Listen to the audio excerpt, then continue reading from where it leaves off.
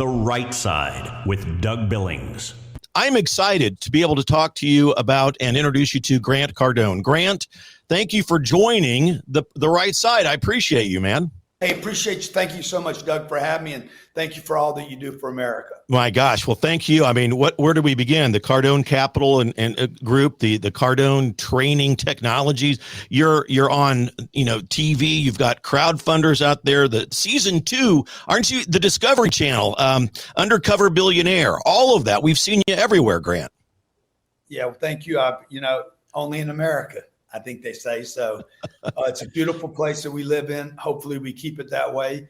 I grew up in raised by a single mom, 5 kids, and we didn't have anything in a refinery town from Lake Charles, Louisiana. My dad died prematurely, and I've always dreamed of, doing something special with my life. And this country's allowed me to do a number of things that takes care of my family and our investors and our partners. And I'm, proud to be in America. Amen. Amen. So I have seen you on X. We've exchanged a couple of messages on X back and forth. I see you hosting a lot of X spaces. You talk a lot. As you look at the state of play, Grant, and this is not rehearsed, ladies and gentlemen, this is the first time Grant and I have spoken. We're just kind of having a conversation here.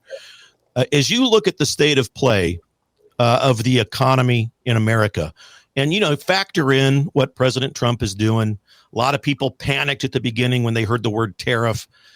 Factor in what he's done for the digital currency, the Bitcoin, the Genius Act, and so forth. A lot of good stuff. Factor in what your sense of the state of play in the economy is. Yeah. So, just for your audience to know, I voted Democrat half of my life. I was, raised into a Democrat family. This was a different Democratic Party, though, yes. Back in the 50s, 60s, 70s. And then in the past 20 years, I had to leave that. They left me, actually.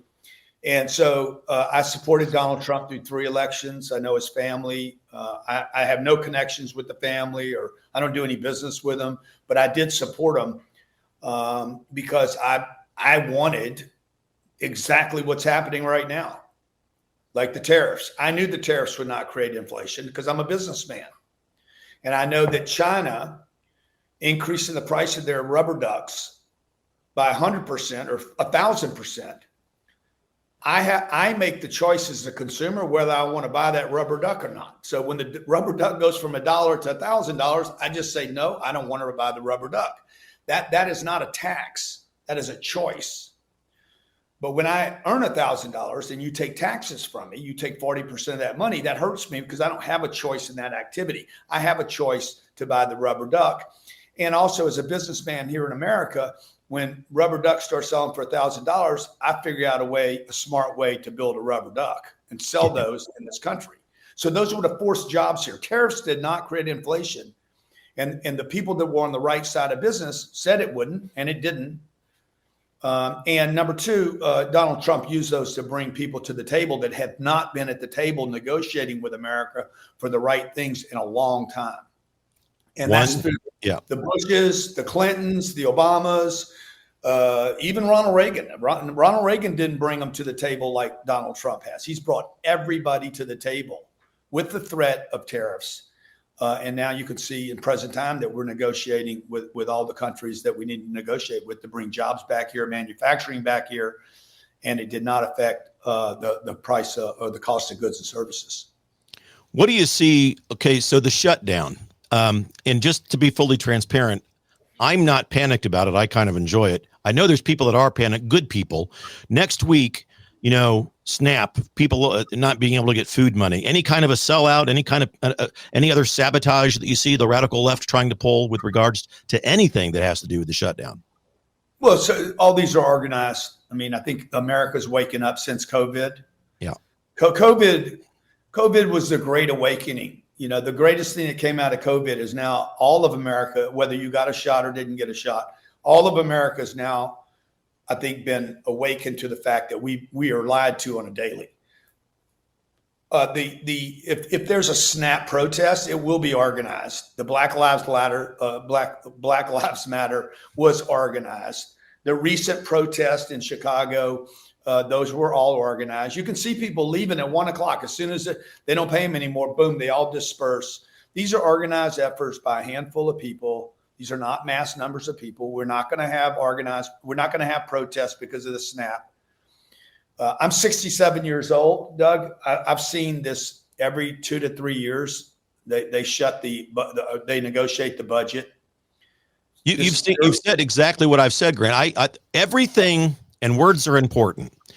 Everything that the radical left does, they're under orders from their hierarchy. First of all, they are under orders as far as what they say and what they don't do. They are under orders not to give Trump any accolades for any victory. In fact, make fun of and draw away from. In the No Kings March was nothing more than a conniption fit, but because they didn't win the election and they're just trying to act out. And Schumer, and I'll land here and let you, and I want to get your comment. Schumer is held hostage by 2% of their party, the AOC and the squad element, the radical left kook fringe. They're held hostage by it. It just blows my mind. And I agree with you, Doug. This is not about the Democratic Party. It's about the fringe part of the Democratic Party that is destroying that party forever. This Madami thing in New York City, this could be the demise. I think Donald Trump wants Madami to win in New York for a number of different reasons. He'll beat this guy to death and the Democratic Party for the next 3 years. It'll be his whipping post because it'll be proof and validation that he was right, that the left is a bunch of fanatics. This is crazy. Most Democrats are not like this. They do not support transgender surgeries. They do not support and funding them. They don't support the women or men and women's sports. They don't support this communist. Everything's going to be free. And back to the protests and the King's March, that was free hot dogs, free weed, free wieners. If it's free, we'll come see you. And this Madami thing could be over the top, just like during COVID. They went over the top with the 6 feet and the plexiglass, and you got to get vaccinated. And we're going to force you to do it. If you don't like it, we're going to fire you, et cetera. So I think we're going to see more and more Democrats swing over and say, look, I'm not this fringe group. Yeah. And AOC is one name. Chuck Schumer, he's the old school, and he's lost complete control. Him and Pelosi have lost control to these radical, what appear to be, from the Middle East or some other part of the world with some other agendas to bring their religion here and their way of life here, which is fine, but I don't want it forced down my throat. Well, yeah, and you're singing exactly what we say on this program. I go so far as to say this is all purposeful. This is not organic. Whenever there's not a chaos, let's try to create chaos.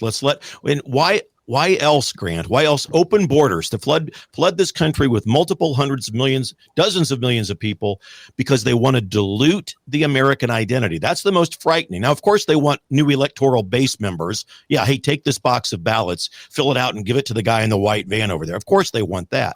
But even more diabolical is that they want to do what Obama ordered them to do, fundamentally transform America. The first president to call it out. I knew it as soon as he said it.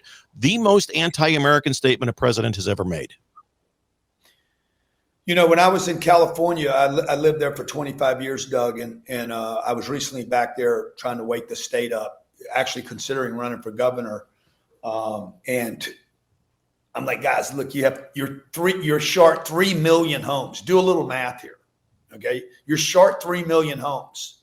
You don't let 3 million people into a state that are homeless, by the way. Right. No illegals came over with a home. They came with a phone, a clean T-shirt, full bellies, but they didn't come with a home.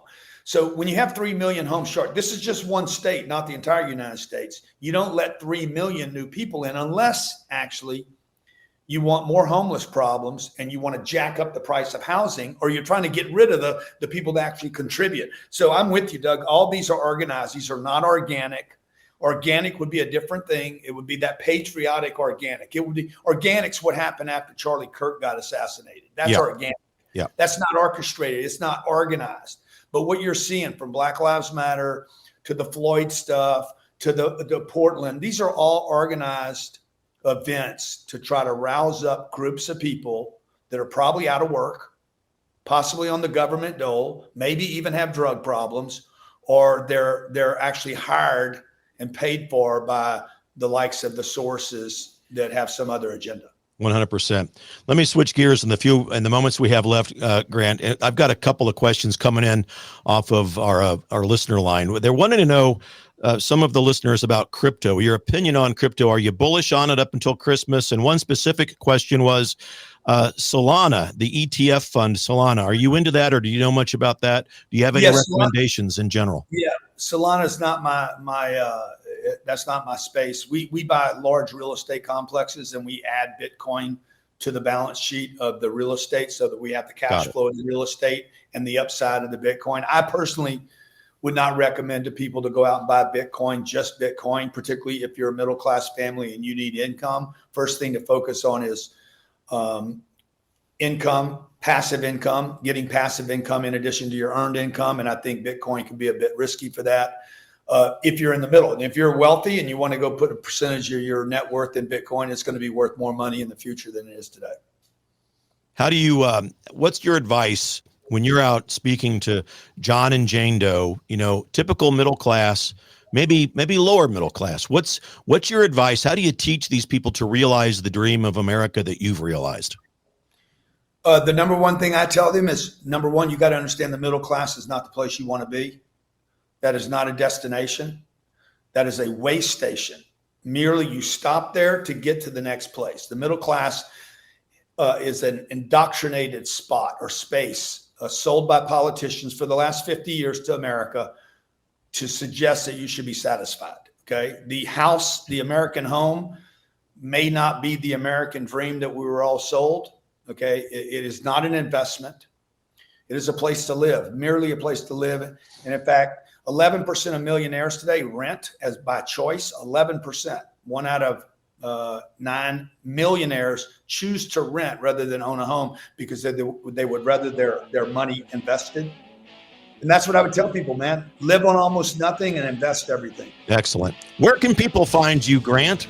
Well, you just search the name Grant Cardone and I'll do the rest. All right, my friend. Thanks for taking some time with us today. I know we could have gone on and on. I appreciate you. Let's do it again. All right, we will. The Right Side with Doug Billings.